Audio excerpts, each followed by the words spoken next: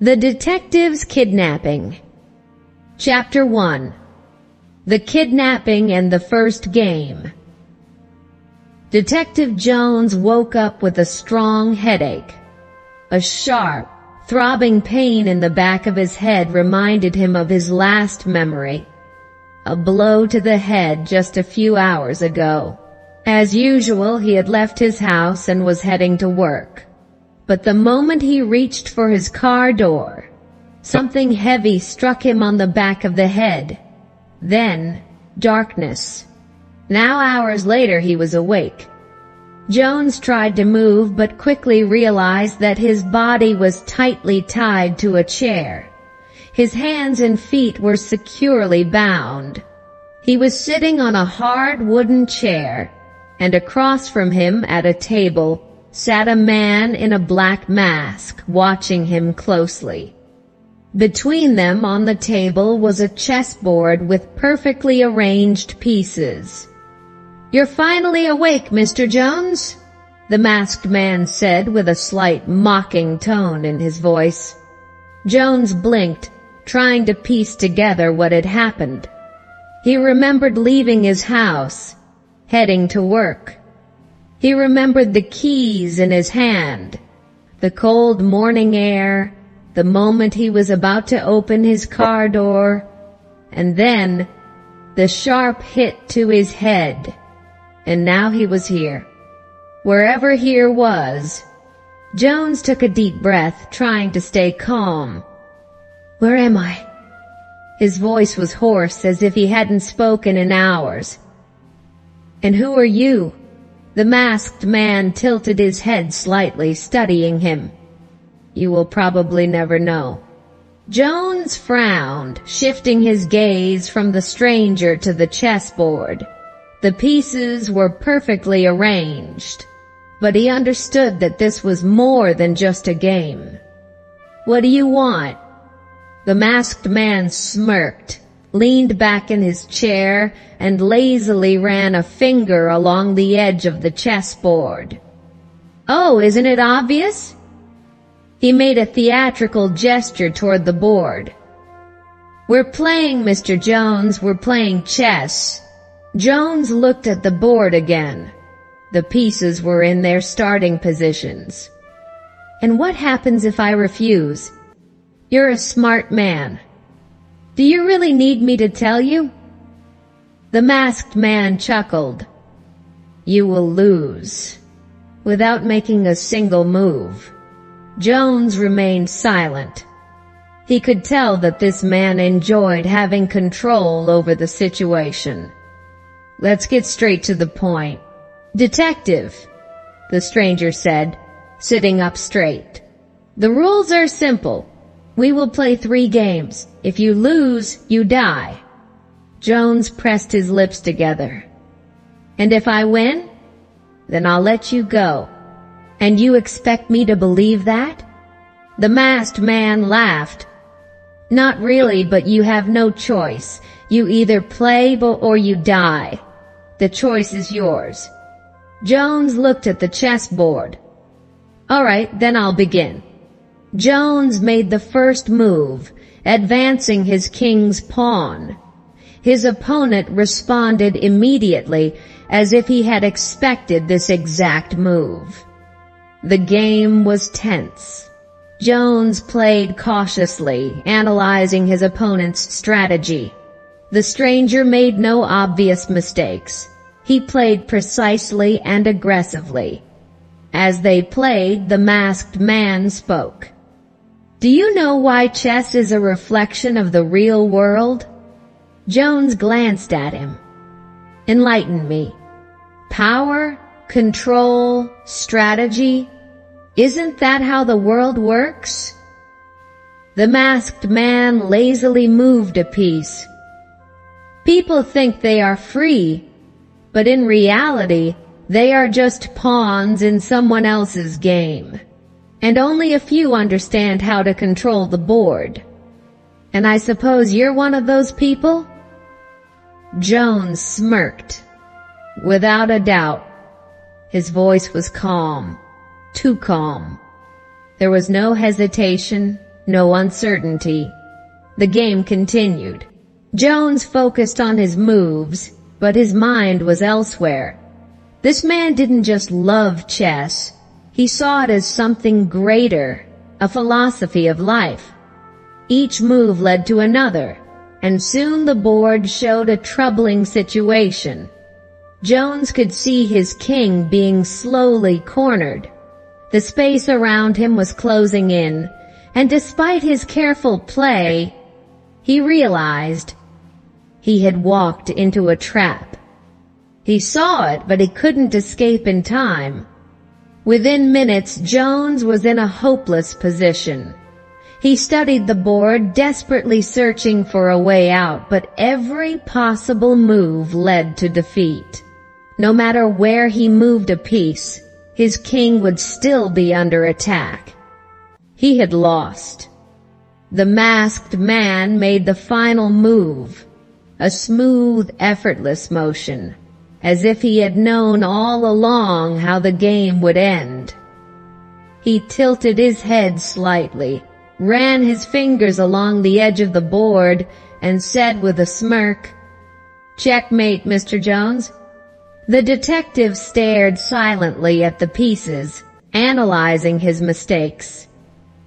He hadn't lost because he was bad at chess. He had lost because his opponent played differently, aggressively, relentlessly, without giving him a moment to breathe. The masked man leaned back in his chair, clasped his hands together, and smirked. "A genius, I don't see it yet." There was no mockery in his voice, just quiet confidence in his superiority, a patronizing attitude toward his defeated opponent. He glanced at the board once more, as if admiring the very image of Jones's defeat. Then, with a lazy tone, he continued, "You know, Mr. Jones, I've read about you. Newspapers love to exaggerate, especially when it comes to people with your reputation. Master of deduction, flawless logic, a razor-sharp mind." He chuckled and tilted his head. "But it seems journalists have overestimated you." Jones remained silent. It would be foolish to react to such an obvious provocation. "Of course I can understand why they write that," the masked man continued, pretending to think.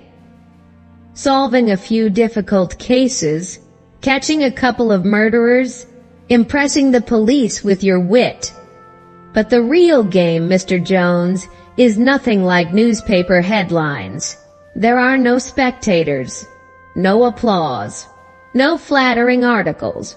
There is only the chessboard and the right moves. And unfortunately, you didn't make enough of them." He looked at the board again, as if observing the picture of defeat itself. "Or maybe you just lack practice?" He smirked, shifting his gaze back to the detective. Jones wasn't going to engage in this conversation. He knew people like this too well. They thrived on feeling superior, played with words, planted doubts. But he wasn't new to these kinds of games. This match was lost, but the game wasn't over yet. Jones clenched his jaw. His frustration didn't come from losing a chess game. He had lost before. It came from the fact that someone was trying to put him in the role of a victim. Slowly he lifted his gaze to the masked man. "Perhaps I underestimated you," he said calmly. "Now it's your turn to underestimate me." The masked man narrowed his eyes as if intrigued, but said nothing. He simply watched as Jones took a deep breath and focused. The second game wouldn't just be about chess. It was his chance to figure out who was sitting across from him. Meanwhile, across town, Inspector Miller entered his office. The day had been chaotic, several arrests, endless reports, discussions with colleagues, but nothing had hinted at any serious trouble. Rubbing his tired eyes, he walked toward his desk, ready to sit down for at least a few minutes. But then he noticed something strange. An unmarked envelope lay on his desk. Miller frowned. Mail? But none of his officers had mentioned a delivery. There was no name, no stamp, just a plain white envelope, neatly placed in the center of his desk. Approaching cautiously, the inspector picked it up and slowly opened it. Inside was a single sheet of paper. He unfolded it and quickly scanned the words. "Your brilliant friend Detective Jones is in my game. Find him if you can. You have 3 hours. If you fail, you will find him dead." Miller felt a cold knot tighten in his stomach. He read the note again, then a third time. Jones is missing. Thoughts raced through Miller's mind at lightning speed. How? When? Why didn't anyone report this? Jones was always careful.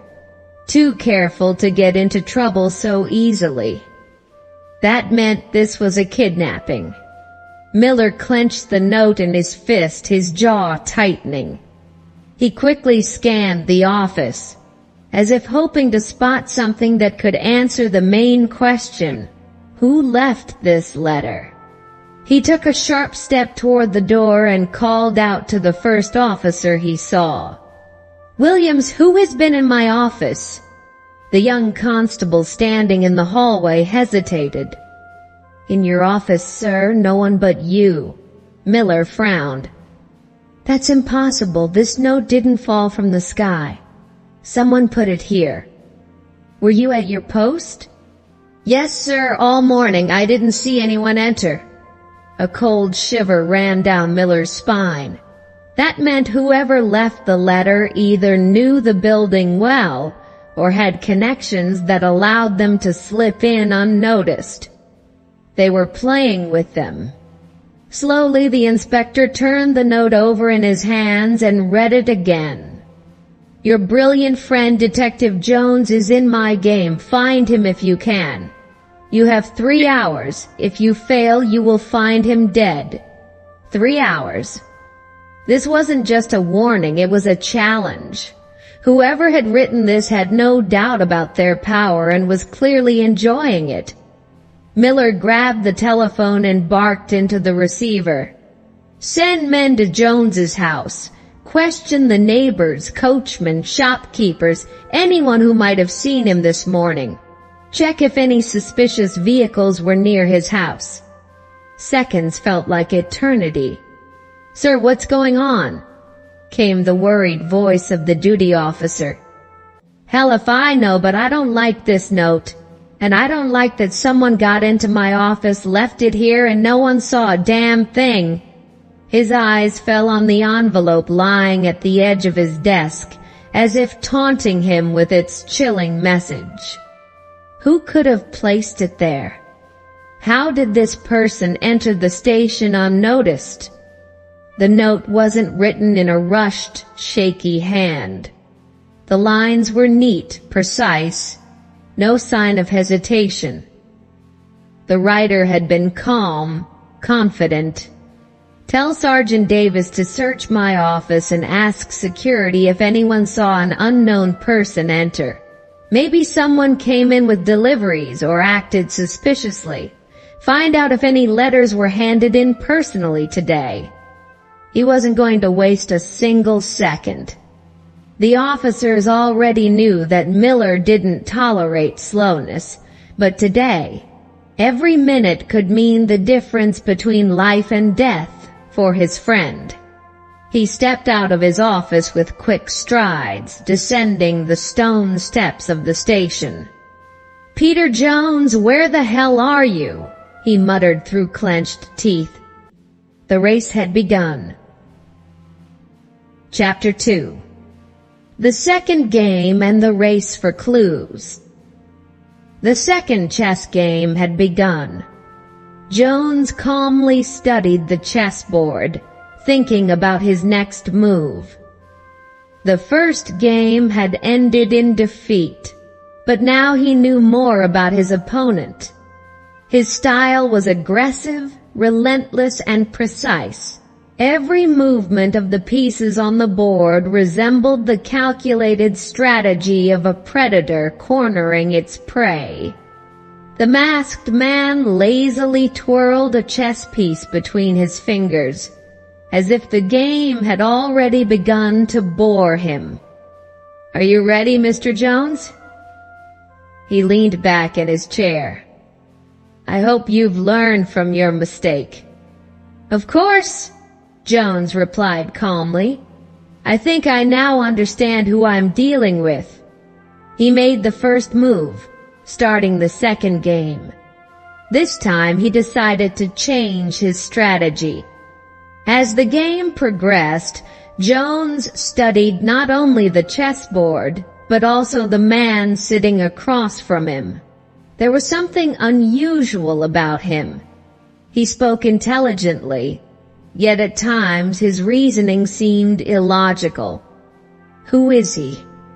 The mask concealed his face, but his voice lacked the usual fanaticism of a madman. He didn't talk excitedly about death, nor did he revel in his power over others. Yet at the same time his words carried a cold indifference toward the world around him. Jones decided to take a risk and try to draw him into conversation. "You clearly enjoy manipulating people," he said without looking up from the board. "But what made you this way?" The masked man hesitated slightly, as if the question had caught him off guard. But the pause lasted only a moment. He quickly regained his composure and smirked as he moved his rook. "Are you trying to analyze me, Mr. Jones?" His voice was almost amused. "I thought you had already figured out that I simply enjoy games." "Games?" Jones moved his bishop. "And what if no one wants to play by your rules?" The stranger chuckled softly and shook his head. "Oh, Mr. Jones, you're far too naive." He leaned forward slightly, resting his elbows on the table. "Everyone is playing. Most just don't realize it." Jones thoughtfully traced his finger along the edge of the board. "And who, in your opinion, makes the rules?" The question seemed to intrigue the kidnapper. He clasped his hands together and answered with a tone full of self-satisfaction. "Money, of course." Jones raised an eyebrow. "That simple? Why not?" The stranger picked up a pawn and twirled it between his fingers. "Let's just say, I've seen plenty of people willing to do anything for wealth, and not just criminals." He paused, rolling the piece between his fingers, then continued. "You'd be surprised how many so-called respectable people would sell their souls for the right price." Now the puzzle pieces were starting to fit together. Jones studied the masked man carefully. This man didn't kill for pleasure. He didn't enjoy the suffering of others, nor was he seeking fame. He simply wanted money. Jones decided to dig deeper. "You speak as if money is the only thing that matters?" The masked man gave a slight smile, but it was cold, almost mechanical. "Isn't it?" He placed the pawn back on the board and made a move. "All wars, all betrayals, all crimes, they all happen because of money. People talk about justice, morality, principles, but in the end it all comes down to one thing: the numbers in their pockets." He paused again, as if giving Jones time to process his words. "Tell me, Mr. Jones, what would you choose, justice or money?" The detective tilted his head slightly. "Depends on the amount," he said calmly. If it was enough to change someone's life, then maybe money is more important. The masked man nodded. You see, you're not so different from me. Jones smirked. But I'm not the one keeping you prisoner. This time the stranger laughed. Indirectly you are. You catch people like me, solve crimes, disrupt deals. Isn't that a form of control? Now Jones understood exactly who he was dealing with. This wasn't a madman. Sitting across from him was a man who saw himself as superior to others, believing he had simply found a better way to live. Not a killer for pleasure, not a philosopher, just a predator looking for profit. But what was his real plan? Jones now knew that this man wasn't some lunatic playing mind games. He was a criminal with a very rational goal. Jones decided to push further. You talk about power, about money, but what made you believe in this? The masked man smirked. Do you want to hear a sad story about a poor boy who suffered and decided to become strong? I want to hear the truth. He made another move. This time, Jones began to push his opponent back.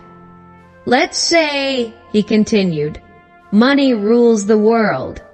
Then why are you wasting time playing a game with me? What do you gain from this? The kidnapper fell silent for a second. Let's focus on chess, Mr. Jones. He didn't want to answer. That was important. Jones was now certain this man wasn't crazy. He had a clear purpose. Jones stared at the chessboard, but his thoughts were far beyond the game. He wasn't just analyzing the positions of the pieces. He was studying the masked man's behavior, the way he moved his pieces, how he reacted to certain moves, how his voice changed when he spoke. It was time to change tactics. Until now, Jones had played cautiously, calculating and waiting. But now he saw that caution had been a mistake. His opponent played aggressively, setting the pace, never allowing Jones to take control. But every aggression has a weakness. If an opponent is used to attacking, then they likely don't like defending. Jones made his first unexpected move, bold, provocative, forcing the masked man to react. The man wasn't expecting it. The eyes behind the mask narrowed slightly and he froze, evaluating the move. You're starting to play differently, Mr. Jones. The voice was still calm, but now there was a faint trace of caution in it. I adapt, Jones replied just as calmly. After all, isn't that the essence of the game? The masked man slowly nodded, acknowledging that the detective was right. But he was already making mistakes. Jones had noticed a brief hesitation. That means it's working. He made another unexpected move, then another. He forced his opponent to adjust, to play differently. The masked man might have been good at chess, but he liked to be in control. The moment he lost that control, his game became less precise. Within minutes he was in a losing position. Jones calmly made his final move, carefully placing the piece on the board. He looked up.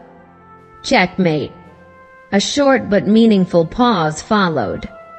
The masked man remained silent for several seconds, studying the arrangement of the pieces, as if wanting to make sure there was truly no way out. Then he shrugged. The gesture was calm, indifferent, as if losing meant nothing to him. Congratulations, Mr. Jones. Perhaps the newspapers weren't exaggerating your reputation after all. But there was no anger in his voice, only cold interest. Jones didn't relax. He had won the game, but not the battle. And he wasn't sure if this victory even mattered. Meanwhile, Inspector Miller was at Jones's house. The detective's room was perfectly in order. No signs of struggle, no indication of a fight or resistance. But that in itself was suspicious. If Jones had been kidnapped, why weren't there any signs of a struggle? The only evidence was the note on the table and a few strange clues. Miller sensed a trap. Everything was too neat, too clean, as if the kidnapper wanted them to find exactly these clues. He carefully examined every corner of the room, trusting his instincts.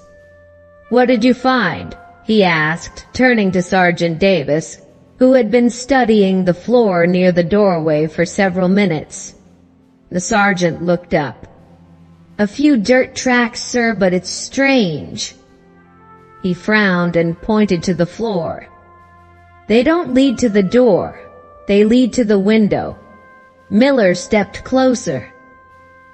The footprints did look unusual. They were smeared, as if someone had deliberately tried to create the illusion of movement. "What does that tell us?" Miller asked, scanning the room thoughtfully. "Either Jones was taken out through the window or—" Miller spun around sharply, staring at the sergeant. "Or it's a trap." He straightened up, feeling his mind beginning to piece things together. Something was wrong here. He looked around the room again. The note, the footprints, the neatly arranged objects. Then it hit him. Every clue led to a dead end. Each piece of evidence seemed carefully placed, but unnatural. Too obvious footprints, too clean a desk, too conveniently positioned clues. Damn it, we're being played. He took a step back and pulled the note from his pocket. "Your brilliant friend Detective Jones is in my game. Find him if you can. You have 3 hours. If you fail, you will find him dead." This wasn't a warning. It was a distraction. Miller suddenly straightened, realizing the scale of the manipulation. If the kidnapper wanted the police to waste time looking for Jones, then the real target was something else. "They want us chasing ghosts. But why?" He checked his watch. How much time had they already lost? An hour? 2? Or more? Then suddenly he remembered something important. "The smugglers, damn it," Miller muttered. Miller knew this gang. He had been tracking them for months. The people he had been trying to take down were smuggling rare jewels and weapons from overseas. The organization was large and highly secretive. He had tried to find their leader, but every time the criminals slipped away, leaving no direct evidence behind. Until now. Miller didn't know exactly where the exchange was supposed to happen, but he did know their hideout. "If I'm right, then Jones could be there," Inspector Miller noted. He turned sharply to Sergeant Davis. "Send men to Southampton Port and the warehouses at West Wharf. Immediately." Davis snapped into action. "Should we deploy all available forces?" Miller hesitated for only a moment. "Yes. If a deal is happening, we need to catch all of them. Tell the officers to be ready for anything." He took a deep breath, forcing himself to stay focused. "If our people see any movement, act immediately. They can't be allowed to escape." The sergeant nodded and rushed out of the room. Miller stood in silence. Now he knew why Jones had been kidnapped. But one question remained. Would he reach him in time? Chapter 3. The Third Game and the Revelation. Tension filled the air. Jones carefully studied the chessboard. The game was evenly matched, but this time, he wasn't rushing. Every move had to be precise. The masked man sat back, relaxed, almost lazily twirling a pawn between his fingers. He didn't look worried, nor did he seem impatient. He was simply stalling for time. "You're not in much of a hurry," Jones noted as he made his next move. "For someone who has set such high stakes on this game, you seem too calm." The masked man smirked and made a careless move. "And why should I worry?" "Because this is the final game," Jones reminded him. "If I win, you have to let me go." "Ah, yes, of course." His voice carried a hint of amusement, but there was no anxiety in it. That was unsettling. Jones watched as his opponent moved the pieces, but he wasn't analyzing the game. He was analyzing the man himself. He wasn't just playing. He was waiting. But waiting for what? The game continued in silence. Only the sound of chess pieces tapping against the board filled the room. But Jones could feel it. The moment had come. He looked up at the masked man. "You're not who you pretend to be, are you?" The man across from him tilted his head slightly, as if surprised by the statement. "Oh, and who do you think I am?" Jones slowly leaned back in his chair. "You're one of those who call themselves entrepreneurs, someone who enjoys intellectual games. But in reality, you're just another criminal making a fortune through dirty deals." The masked man remained silent for a moment. Then suddenly he laughed. A deep, calm, confident laugh. "You're quite direct, Mr. Jones. But tell me, what is the difference between a true entrepreneur and a criminal?" "The law." "The law?" The stranger scoffed. "Laws are made by those who couldn't win. And winners are the ones who aren't afraid to take risks." Casually, he picked up a rook and moved it closer to Jones's king. "People call me a criminal because they're jealous. They wish they could do what I do, but they don't have the courage. I take risks, and I win." "You think you're above everyone else?" Jones asked, watching him closely. "I think I'm someone who knows how to take opportunities." Jones was no longer looking at a madman or someone who wanted to leave behind a mystery. He was facing the leader of a massive criminal network, a man the police had been hunting for months. And the most interesting part? He wasn't even trying to hide it. Meanwhile, Inspector Miller drove his police car through the narrow streets of the city's west side. Sergeant Davis sat beside him, and 2 officers were ready in the back seat, prepared for anything. Miller knew exactly where he was going. He knew this place. For months, he and his men had been monitoring an abandoned mansion on the outskirts of town, a hideout used by smugglers. Here, they planned their operations and avoided police attention. But until now, the police had never known when the next major deal would take place. Tonight was different.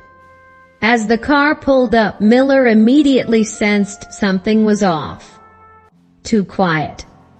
Every time he had been near this place before, it had been full of life. Drunken laughter, loud voices, the sound of crates being moved.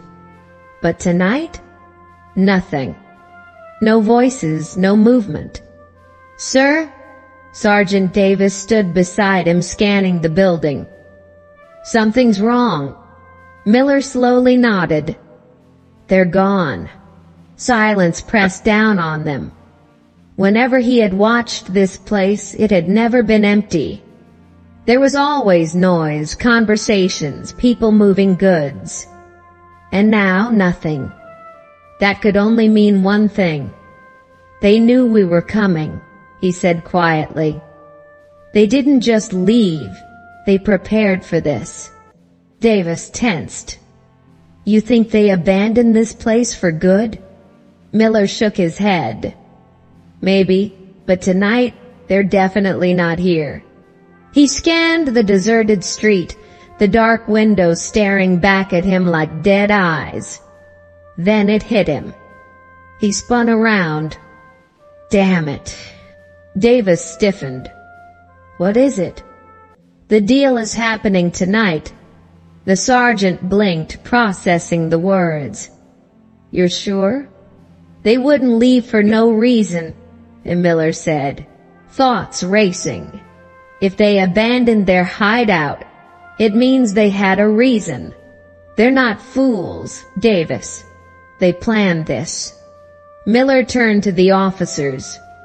2 of you stay here. Collect everything you can find.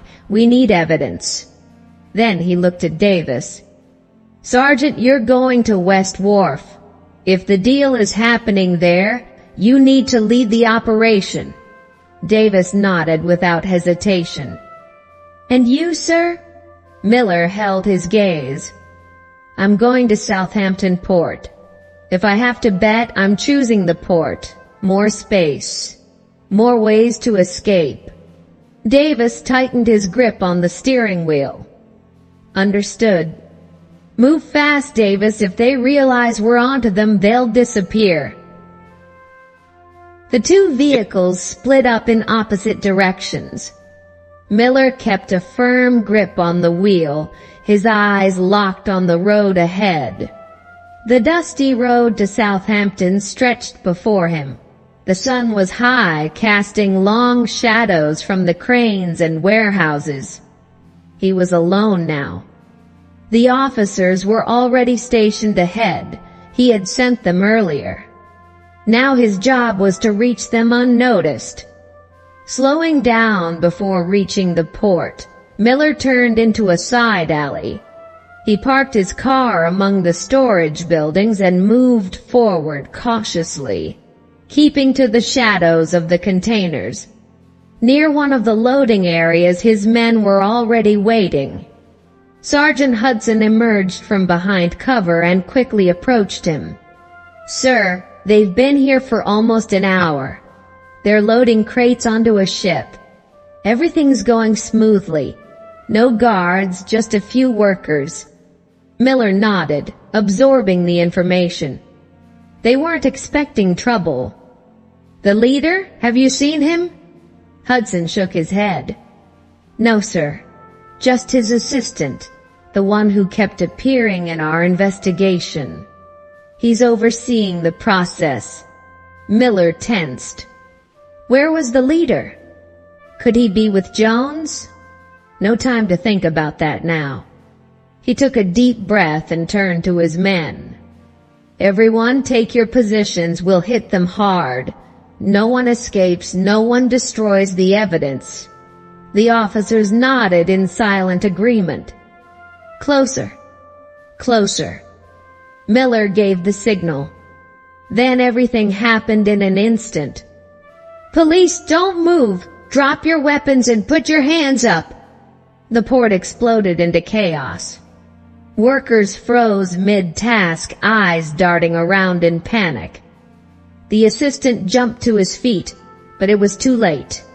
The police had already surrounded them. Panic. Someone tried to run, but the exits were blocked. Someone reached for a weapon, but Miller raised his gun instantly. Don't even think about it. The man froze, hands raised. Within minutes it was over. The smugglers were caught, but Jones was missing. The smugglers were arrested, the deal was ruined. But Jones wasn't among them. Miller clenched his fists, trying to suppress his frustration. Where is he? Where's Jones? Miller demanded. His eyes scanned the arrested men. Most of them were just hired hands, ordinary mercenaries following orders. But one of them knew more. The leader's right-hand man. His face showed no fear, no regret. He stood calmly with his head lowered, but the smirk on his lips never disappeared. Miller stepped closer, stopping just inches away. "Where is he?" His voice was rough, cold, and completely devoid of patience. The man lifted his eyes and smirked. "You think you've won?" He wasn't afraid. Miller exhaled slowly, then suddenly grabbed the man by the collar and yanked him forward. "Where is your boss? Where is Jones?" Silence. A heavy, suffocating silence. Miller gritted his teeth. His patience was gone. With a sharp movement, he spun the man around and shoved him against a metal container. The dull thud echoed as his shoulder hit the steel surface. "Listen to me carefully," Miller hissed, leaning in closer. "Either you talk right now, or I'll kill you right here." The man finally blinked, sweat forming on his forehead. "You wouldn't." Miller chuckled darkly and pulled out his gun. "Oh, I would." He pressed the barrel against the man's temple. "I'll say you tried to escape. Do you think I need an excuse? My officers will back me up. They'll say whatever I tell them to say. I won't hesitate to pull the trigger, you miserable son of a—" The man swallowed hard. He froze. Then, in a rushed whisper, he spoke. They're in an abandoned house on the outskirts, an old warehouse on Windmill Street." Miller's eyes locked onto his. "Are you lying to me?" "No, I swear. The boss doesn't know you found us. He's keeping your friend there." Miller straightened up and signaled to his officers. "Tie them all up and take them in." Then he turned sharply to Hudson. "We're taking the car, we're going now." Hudson nodded, pulling out his keys. "Do we need backup?" Miller was already heading toward the car, his heartbeat faster than usual. "No, if we waste time, it'll be too late." He got behind the wheel and slammed his foot on the gas. Time was running out. They had to save Jones. And they had to take down the boss, once and for all. Chapter 4. The Final Move. The silence in the room was thick and heavy, like a morning fog. The third game was coming to an end. Jones studied the board, taking his time before making a move. His opponent had the advantage. The masked man was a strong player, precise and aggressive, but Jones knew his weakness wasn't in strategy, it was in confidence. He believed he was unbeatable, and that meant he wasn't prepared for defeat. Jones decided to keep the conversation going to distract him. He wasn't just playing chess. He was conducting an interrogation. "Have you always been this confident, or did it come with experience?" he asked, moving a pawn forward. The masked man raised an eyebrow but didn't take his eyes off the board. Confidence is simply the result of making the right decisions. And crimes? Crimes? He smirked as he moved a piece. "I don't see myself as a criminal. I simply do what others are too afraid to do." "For what, money, power?" Jones saw his words sinking into his opponent's mind.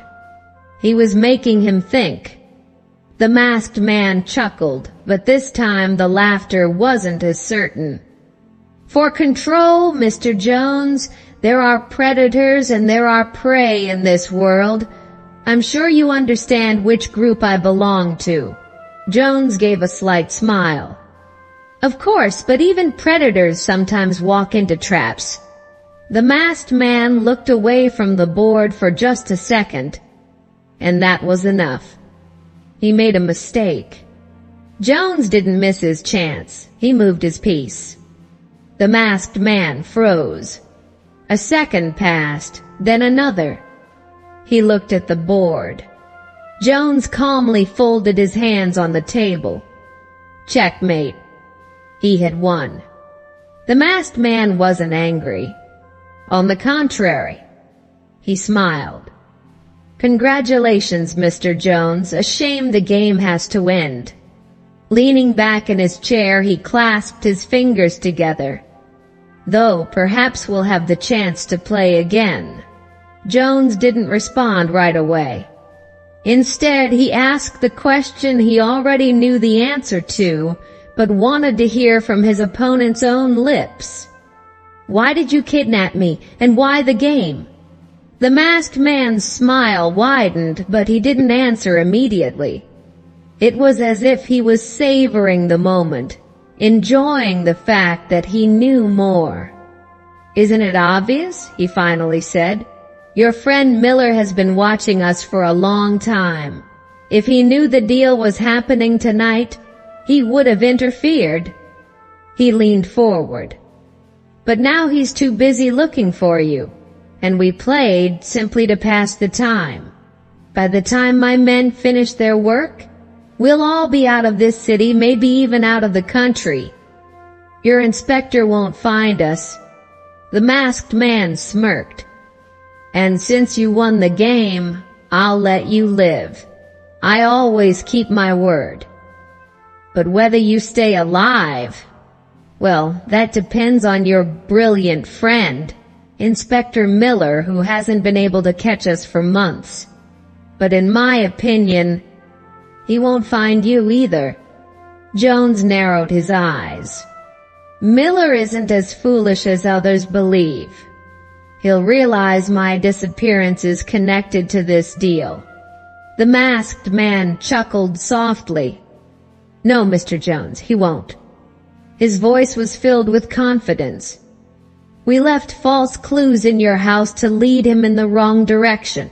And besides, admit it, Miller only got his promotion because of you. Isn't that right, Detective? Jones didn't flinch. Are you trying to flatter me or insult my friend? The masked man spread his hands. No, I'm simply stating facts. He leaned back. You know who controls this city. You know the police are always a step behind. Isn't that true? Jones slowly nodded. For now. The masked man tilted his head slightly, his eyes glinting behind the mask. Amazing. Even in this situation, you still believe in victory? Victory is just a matter of time, Jones replied. The sound of metal filled the room as the officers cuffed the criminal mastermind. Miller glanced around, assessing the situation. We shut down the operation at the port, he started to say, but then his voice slowed slightly, as if he realized that the game wasn't fully over yet. Jones studied the masked man. He had known him as a brilliant chess player, a cold strategist, a criminal who had always stayed in the shadows. But he had never seen his face. Jones tilted his head slightly and said thoughtfully, I think it's time I finally take a look at the man I've been playing against. The masked man didn't react. He didn't resist. He didn't speak. He simply stared straight ahead, as if this had all been part of his plan. Jones motioned with his hand, and one of the officers stepped forward. His hands touched the mask, then slowly pulled it upward. The fabric slid away, revealing a face. Jones stared intently. Miller froze. The officers exchanged glances, recognizing the man immediately. The one they had been hunting for so long stood before them. The man who had controlled the city's underworld. The mastermind behind the smuggling network. the ghost that had always slipped through their grasp. Now his face was no longer hidden behind a mask. The game was over.